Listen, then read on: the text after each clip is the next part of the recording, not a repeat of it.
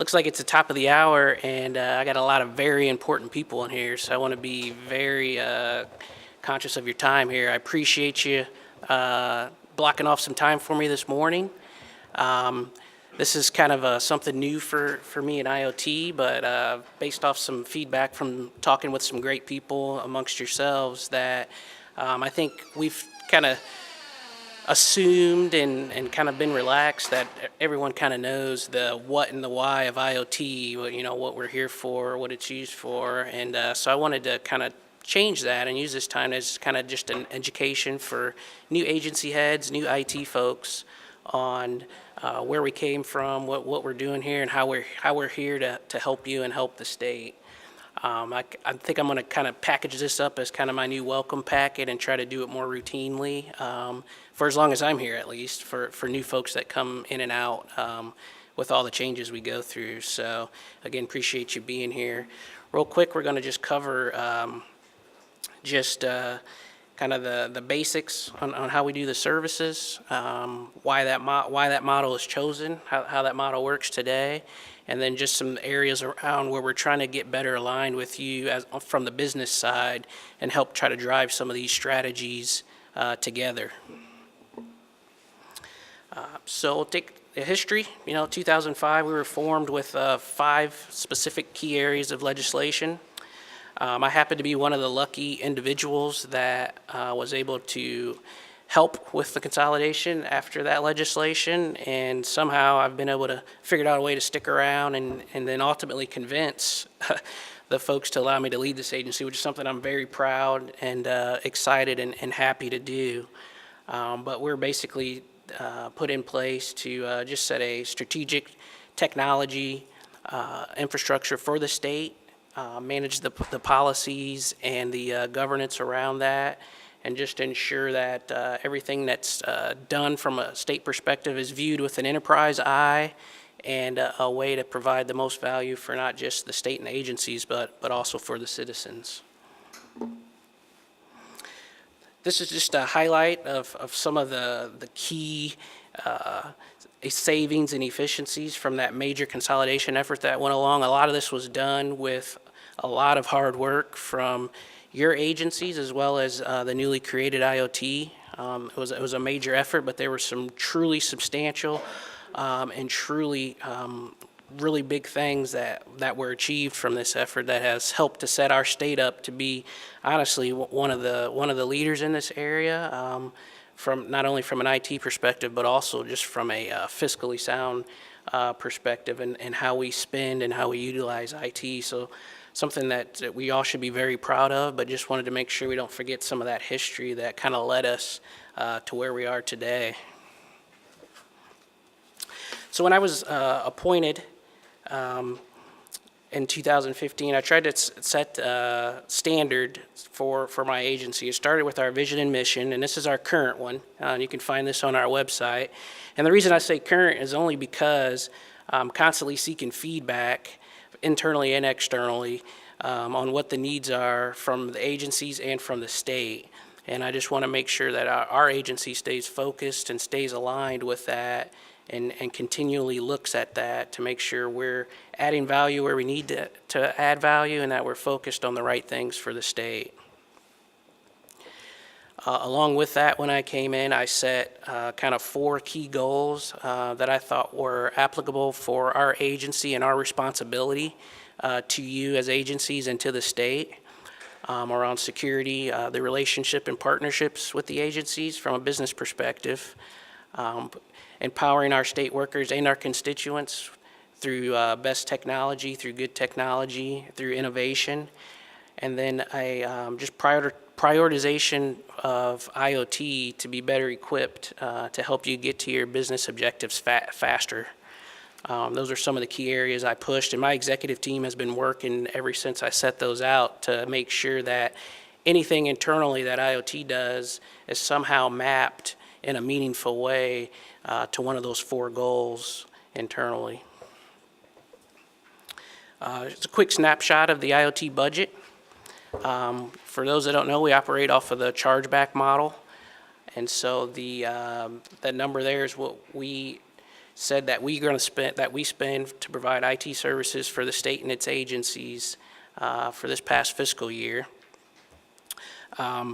We work with the budget office each year to kind of explain what we think we're going to spend and what we think we need to spend for this upcoming year. And basically they give us kind of that set amount and a placeholder, and then we replenish, as we spend that, we replenish it with the revenues from the chargeback rates that all the agencies pay to us. And so the goal obviously is to spend exactly what we recover on a break-even model. And that chargeback and that rate review model is also something that's federally reviewed by the federal auditors each year as well, just to make sure they look for certain things as, to make sure subsidization isn't occurring in some rates and making sure the transparency is there where it's needed. So it's something we work closely with. Those get reviewed and tweaked each year to make sure they not only follow those rules but are the best method for the agencies to consume.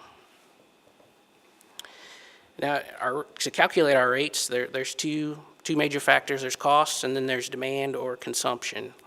And so this slide here shows just a quick snapshot of the costs that go into the services that we provide and how we calculate those rates. So each year we look at where we spend in these areas. We obviously try to shrink that as much as possible, but then we create the cost. And then the second side is just the demand or the consumption for those rates. And so as we create those costs, we look at each fiscal year. We look at projections from consumptions from previous years and also the trending, and then we calculate a basic cost divided by the number of folks using it, and that's what that rate comes out to, and that's how we get to that break-even model. Now, every now and then, sometimes we can realize efficiencies we may not have seen throughout that year that may cause a higher revenue in that area, or on the opposite side, there may be some unexpected costs in that area that will cause a decline. Fortunately, we're able to, typically we'll be able to work with the budget agency to absorb when there's a decline or a net loss on a particular rate. And then previously in the past, when there is an excess of revenues, that either goes back as a rebate to the agency or it goes back to the general fund. So that's how, when there's discrepancies on that break-even place, that's kind of where that goes. Just wanted to highlight a couple examples of that, that cost versus demand and how it can affect rates, and then also kind of highlight a new area with these service pass-throughs as we work with more third-party vendors. So first, how a rate can be affected by the demand. I wanted to use the example of Centrex versus VoIP, or our new Voice as a Service offering. So as the demand is shifting from the traditional Centrex and going over to the VoIP, that fixed cost to support the Centrex now is being supported by less agencies, so there's less to spread that around. So hence a rate increase will happen in that instance for a rate. And that's just how we kind of do that demand management, and how you can see some fluctuation on certain rates sometimes. Typically it's because some folks have moved off, and that's the net effect of less folks supporting that increases that rate. And then the other example I wanted to point to is this, the concept of the pass-through rate. So Voice as a Service was a platform that IoT realized recently that a third party could provide that a little more effectively and efficiently than we could. And so by contracting directly with a third party, we just passed that negotiated rate that was negotiated for the state on through to the agencies to pay for that service. And then we just act as the manager or the broker between that third party and the state for you going forward. That's a concept as there's more cloud evolution, and as we realize, as more services mature and that breaking point of how well we can do it and how well someone else can do it continues to become more even, you'll start to see more and more of those kind of pass-through services. Let's talk about the IoT bill for a quick moment. First off, we've heard the feedback, and we understand that a lot of our customers and agencies find it hard to comprehend the Pinnacle bill that you receive each month. We've taken that feedback very seriously, and we're working internally here to provide some more graphical dashboards. We're bringing in Tableau, and then just to give you some better areas to not only manage, but to better project your consumptions of IoT services in the future. So stay tuned for that. I'm very excited for that. I want that myself. I want that for my managers as they're looking at their products. But I think that'll be a welcome change and will help better explain kind of what you're using and also help you better trim that back. You know, we want to make sure you're using what you need to be using, and you know, a confusing bill, we don't want that to contribute to you not using something you shouldn't be. The second thing is IoT services are billed monthly. They are not like a cell phone contract where you're locked in for 1 or 2 years. This is something I've always assumed, but after speaking with some folks, I don't think it's very well known, but modifications to your IoT bill can be made at any time, any change, adds, or deletes, and it will be reflected for that next billing cycle. So just to kind of dispel that myth, that first bill you get in January or in July 1 of the new fiscal year, it doesn't have to be locked in until June of that next year. You can modify that, and I encourage you to look at that each month and make sure it's where you need it to be. There's also I've also tasked my team with creating a top 10 ways to save on your IoT bill that we have published out there. So feel free to have your fiscal folks take a look at that. It's some very quick wins on how to trim that bill down, and we encourage you to do that as well. We want to make sure we're only using the things we should be using, and if, I think one thing some agencies that partner with us may fear is that, well, if we're not using that, how does that leave you? Well, that just helps me when we're thinking globally figure out, is this something we really should be doing or something that we need? So I need a true representation of what needs to be used, what doesn't need to be used, so I can figure out what to shift off and what to really keep that adds value for the state. So no concerns there. And I also wanted to talk about how we measure ourselves. How do we keep ourselves honest? How do we know that these rates are in line if you wanted to solicit for services outside of IoT? So we go through a routine benchmarking exercise. The last one we did was just last year in 2016.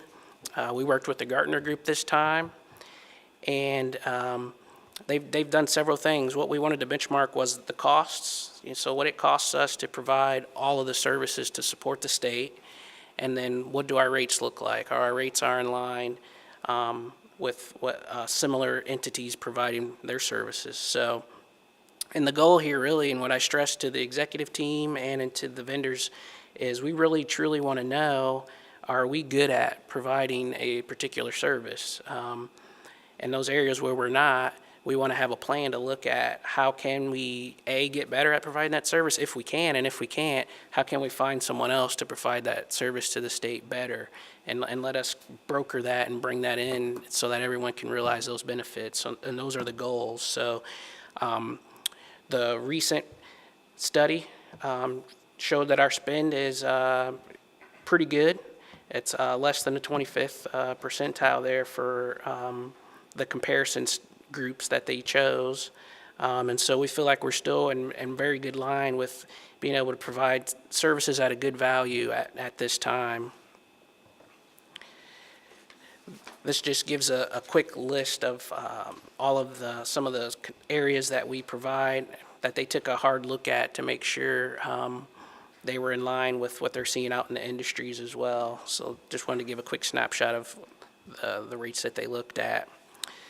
And so the other benchmarking is the rates that we charge. And this is just a quick listing of some of the factors internal to IoT and then also external based off agency demand of what goes into and what kind of dictates how those rates come about. And so these are things we all keep in mind when we try to create those rates, and there were things that Gartner really forced us to keep an eye on and take into account.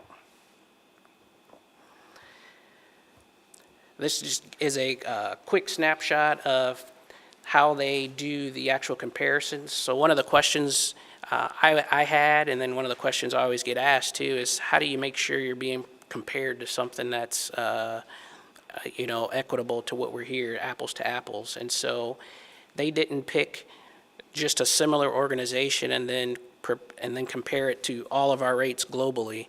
So they actually looked at each one of our rates, looked at the number of folks it supported, the total consumption model for it, and the number of staff that was around that, and then they did it service by service. So each service could be compared to a different organization wherever it made sense. So if it was just one organization to one organization, it wouldn't necessarily be apples to apples. If they were providing a particular service with that was handling more people than we were, they wanted to make sure that everything was aligned. So it was a pretty thorough engagement in looking at the services and the rates. The other thing they wanted to point out is that the rates were benchmarked based off of annual revenues. And so this was done so that a large variance on a small service would have less impact than a small rate variance that had a higher volume of service. So they wanted to look at the annual revenues piece to kind of equalize that discrepancy on that. And so just a quick snapshot of some of our most consumed services and how they ranked through the latest benchmarking is listed right here.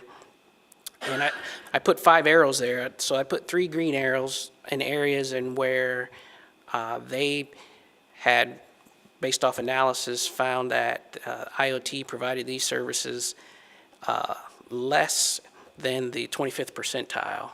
And they pointed this out in particular because they identify that as maybe a future risk of sustainability just because of the low cost factor of that.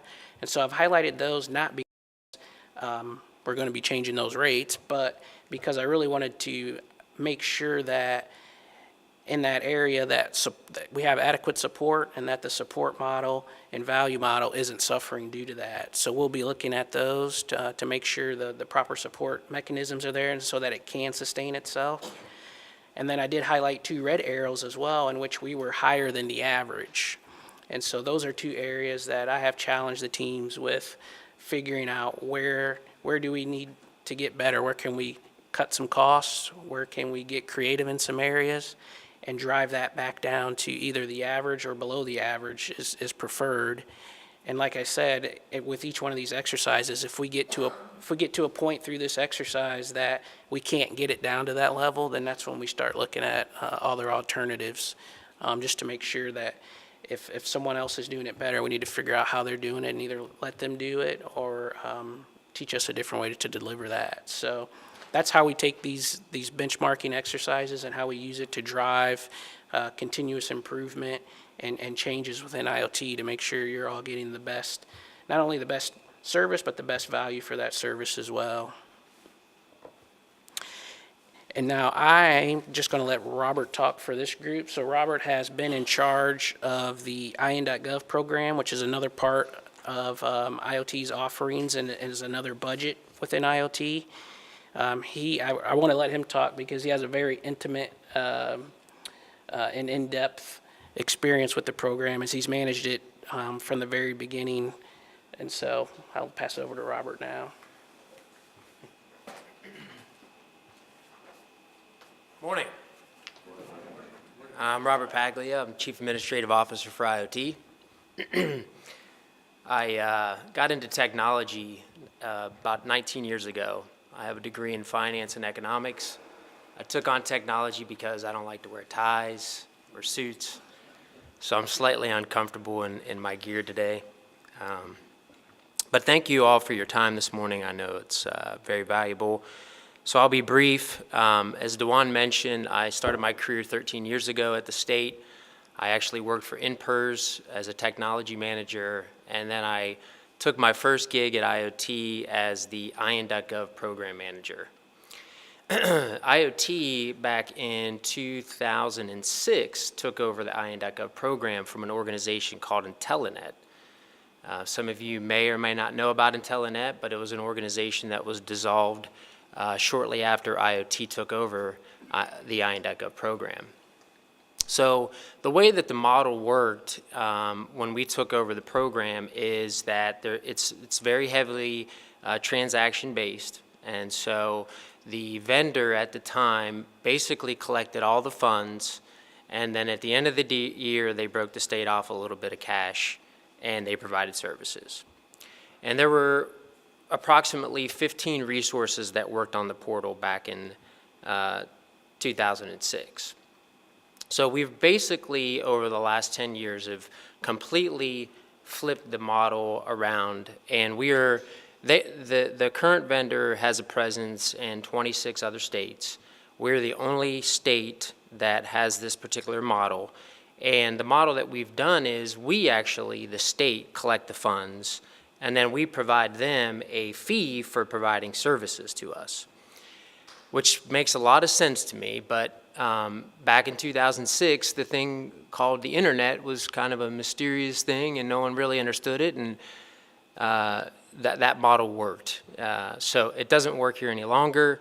What I will tell you is when we took it over, there was a negative $250,000 net loss of the program, and there were 15 resources.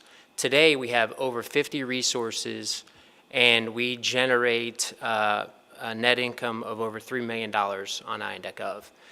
So that is a effort really amongst agencies and IoT to be good stewards of state dollars.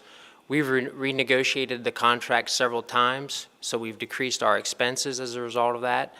We've generated additional revenue through additional services. We've also increased our revenue through record sales through the portal. So we feel like we've done a really good job of trying to, really IN.gov is the marketing vehicle for the state, and it's the face of the state. And so we have to provide clear vision. We have to make it very easy for our customers to come in and out of the portal. And so we've made significant investment in doing that. As you can see, in the revenue, maybe you can't see that, but we generate roughly $13 to $14 million in revenue through IN.gov. There are other additional fees that do not come to the state, but most of the fees that do come through the state are through enhanced access fees. And those enhanced access fees are public records that are essentially governed by Indiana Code 4-13.1-2-4. And essentially what that says is there is a committee, formerly known as EDARC, that controls those fees. They ensure that the record fees are fair and reasonable for the public, and they also make sure that the funds are used really to operate IN.gov. And it's basically develop, maintain, operate, expand the services to make public records available. So that's essentially everything that we do on IN.gov. We make interaction with the agency more simplified and streamlined through online services. Those services collect information, which we in turn make available to the citizenry. So additional things that are outside of the purview of IN.gov, specifically in terms of the team that manages that group, which is currently today a vendor called Indian Interactive, the additional revenue, where you can see there's about $3 million, those funds, through the cooperation with the Office Management of Budget and the State Budget Agency, are reinvested back into other programs of similar nature. So some of those programs in the last couple of years have been MPH. There was a significant investment made on the InBiz solution. Several agencies are participating in that.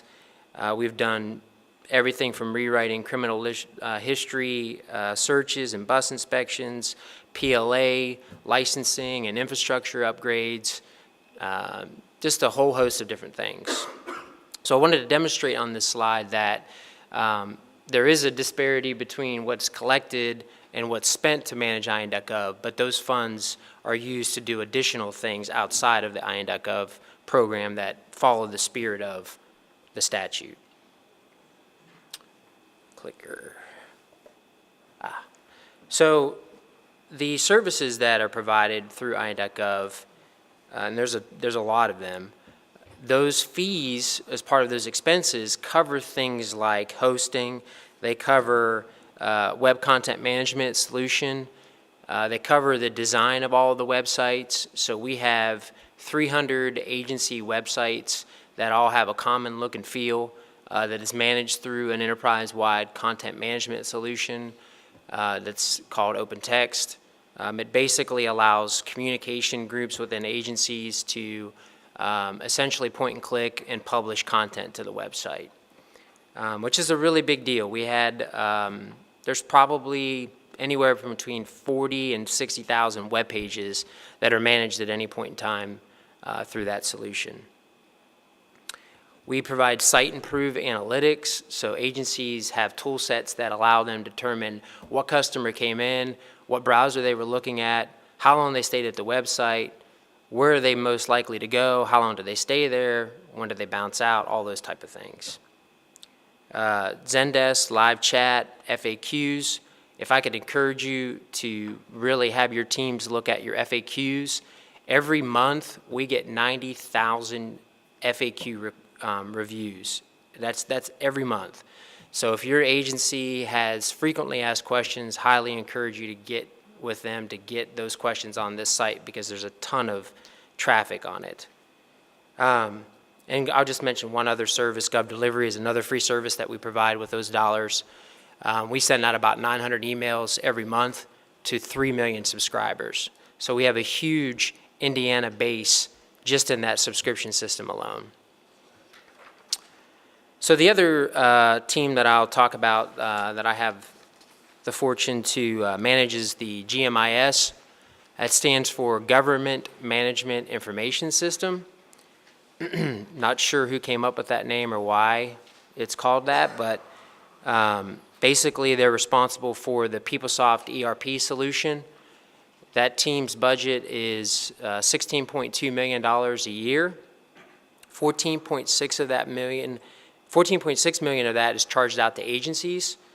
75% of those funds are used for the financial system, and 25% of those funds are used to manage the HR system. The HR model is fairly simple. We take employees from each agency every year, and we divide the number of employees by the cost that it takes to run that software and service. And the financial model is a little more sophisticated.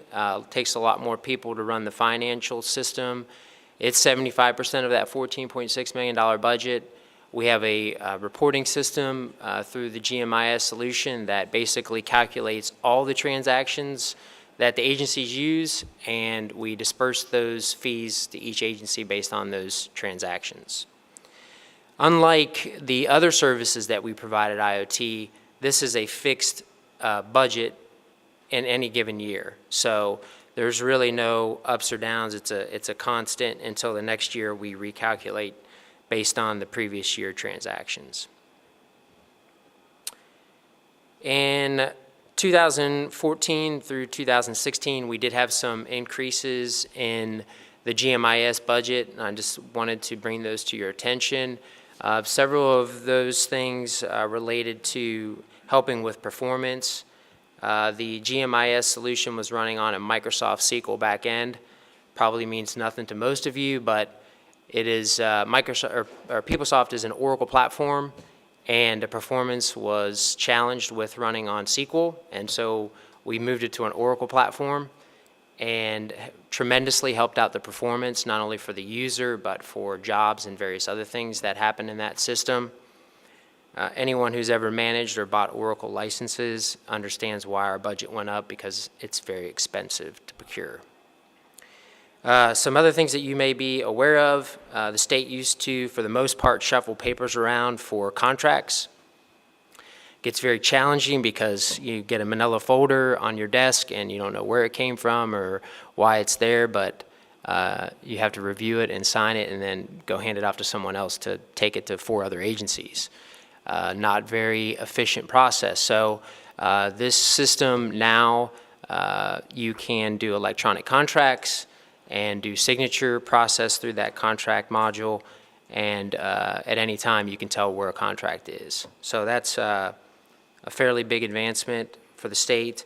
It does, we've done procurement card implementation, enterprise learning management, and I didn't know this until recently, but only 90% of state agencies are actually on time and labor.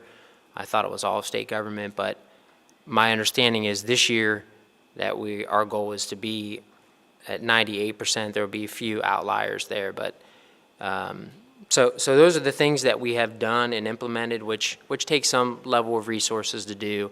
There's a lot of economies of scale and efficiencies gained by obviously electronic contracts and doing time and labor electronically. So I think those are good investments for the state. That's all I have.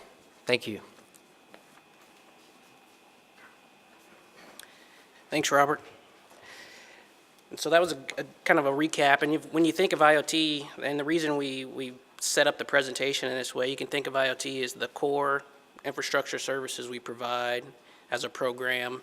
IN.gov is another program that IoT manages, and then GMIS and the PeopleSoft one is that third program. So it's kind of 3 different programs we take on that are kind of separate, but we manage them all together. And so lastly, I wanted to touch on, and the last bullet for this agenda was really what are we doing to get ourselves aligned with what you require from the business side. And so there's several initiatives we've done. You know, I don't want to pretend like IoT knows your business. I know that each agency knows about itself way better than IoT does, but what IoT does have is a view of the entire enterprise.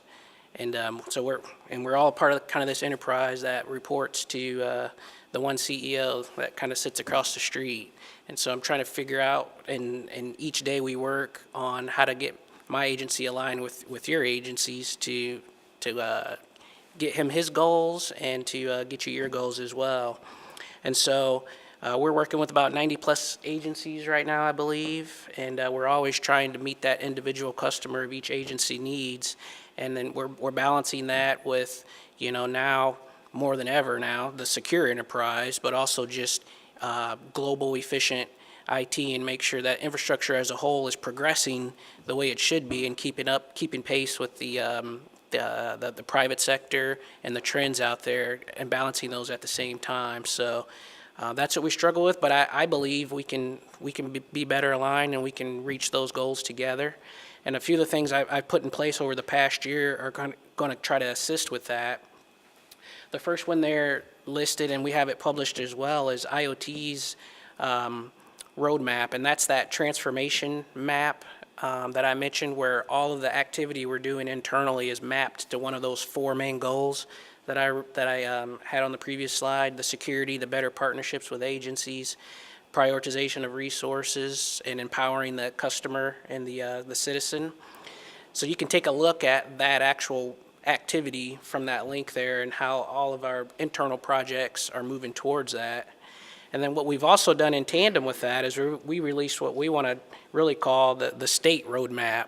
And so we've started it with our objectives, and we have an online roadmap that's accessible and it's actually editable. So the intent is that you can log in yourself as an agency and put your roadmap items in this web view as well, and we can see where we align on certain things or where we don't align. And so, and reason I really want to call this the state roadmap, because I would love to see everyone's priorities, objectives, projects all in one place. The roadmap is searchable. It's broken down by tools, software purchases, and so place, even if you just want to see what other agencies are going to be doing, what are the trends, what's the new tool that everyone seems to be buying across the board. This will be a good one area for you to kind of go and find that research. What this does for me also as the CIO is to see what is it that everyone's moving towards, And I want to make sure that I'm, A, not the holdup for it, and B, I want to make sure that my team has an eye on the same things as well. So it may cause me, as I see better feedback in there, it may cause us to shift gears, or it may cause us to go a different direction based off of the demand and the need from the agencies that we can see. So I really want to use this as a way to capture that feedback in a central place and help us to make some better strategic statewide decisions based off of that. Another major project that'll be rolling out very shortly, and a few agencies here has helped us pilot this already, but it's what we're calling right now call for procurements. Don't know if that'll be the final name or not, but we wanted to accomplish a couple things with that. A, we wanted to create better transparency on the IT procurement process. We know today, especially for your larger ones, that it can be a mixture of contracts, paperwork, email, and you may not know where it is in the process. You don't know if it's sitting with IoT, if it's sitting with IDOA, or where it may be.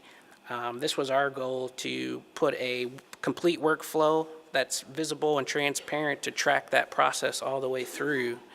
And the way it's structured is that once that project's entered, the goal would be we do this beginning of a budget year, and you say, here's the projects we're going to do. Well, IoT will capture that from our capacity standpoint and say, here's what we need to gear up to do this coming year. Let's make sure we're ready. Let's make sure we have the folks and the technologies in place to meet this demand. But it will also give IDOA that heads up as well, too, to work on whether it's going to require an RFP, whether it's going to require an MSP, and you'll get all the checks and balances you need from IDOA, all the checks and balances you need from IoT initially, and we will hopefully avoid those instances to where you may or may get down the road on a project, and then it's like, hey, we didn't know about this, let's talk more, or the wrong procurement method was used. It's a way to kind of align all those efforts and hopefully speed up that delivery of the project, but also give you the transparency and information you need to get with that. So those are kind of the three main things we're doing to kind of realign ourselves with technology going forward. So I encourage you to please participate in those, especially the state roadmap, and use the call for procurements once we're able to get that launched out here very soon. The last thing I'll end with is a couple things I want to note. The Gartner benchmarking exercise is available for those that are interested in it. I think there's one executive summary and then two very detailed studies for each of the areas for the cost benchmark and the rate benchmark. Probably a total of 600 slides, but you're welcome to it, just to make sure we're talking about the same things, and I'll be glad to share what we've picked off in our executive meetings to tackle.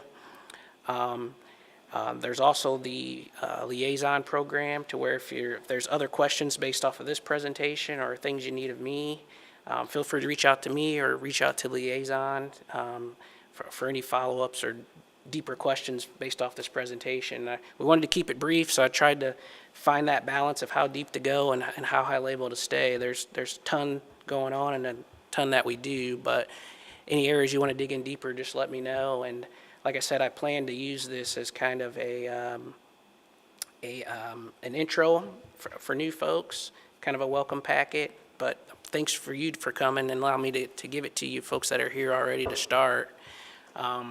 There's one last thing I just thought about that I didn't get a chance to add. This is a recent development that you'll be interested in knowing. We will be going through an exercise here in the next month or so to take a look at the original MOUs that were created through Consolidation back in 2005. That's something that was put in place during those days, and honestly, I'm ashamed to admit, but it's something IoT probably hasn't looked at since around then. And so we're going through a concerted effort to dig up all of those. We'll review them, we'll make them current, and then we'll meet at an IT level. I'll meet with you at an agency head level as well to kind of reset expectations on those and get some clearer lines going forward on those. So stay tuned for that as well. But outside of that, I think that's all I got. I kept it to 39 minutes, but if there's any questions, I'll feel free to take some. Adam? Well, first of all, thanks to you guys for doing this. Really appreciate it. Can you provide just a quick overview, maybe it's just 60 seconds, in terms of protocol or process? For example, when our agency, say we have a website error on Saturday at 5 p.m., what the help desk function looks like in terms of, I might call you, but Right. our whole team's not going to do that, nor would I ever let them. But who should we be contacting? What should our expectations be in terms of who's on the other end? Is it a contractor? Is it an FTE with you? What's that?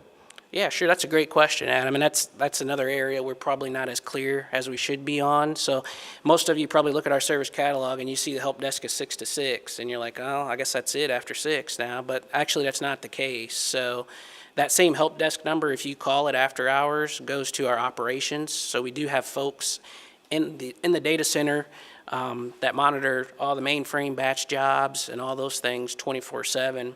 We also task those folks with taking after-hours calls. And so each one of our service areas has a kind of an internally published on-call list, depending on their group, and it kind of rotates. And so our operations folks has that list of on-call folks. So whatever issue you have, if you call in and say, this is an emergency, it's in this area, those folks will hop on that list and go down the tree and find someone and wake them up if it's 3 in the morning, or kind of find them and get someone looking at it. So feel free to do that, and that's available to call that number. And that's probably something we should do a better job of advertising as well. But that's how we handled the 24/7 support.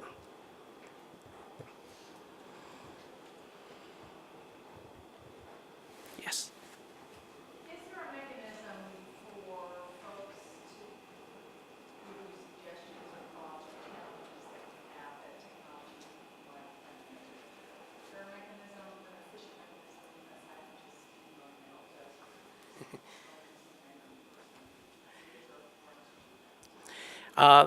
There is. Obviously, you can email me. We can work through the liaison. I'm trying to get better at this. I have some challenges with my schedule as it relates to IT vendors and whatnot that I'm trying to trim off. But my goal is to get in front of you more through some kind of regular cadence, and to where we can talk about some of those broader goals as well, and then I can take those things back to the team and maybe come up with solutions. But in the meantime, I would just say feel free to reach out to me, and we'll get it on the calendar and we'll talk about it. I appreciate that.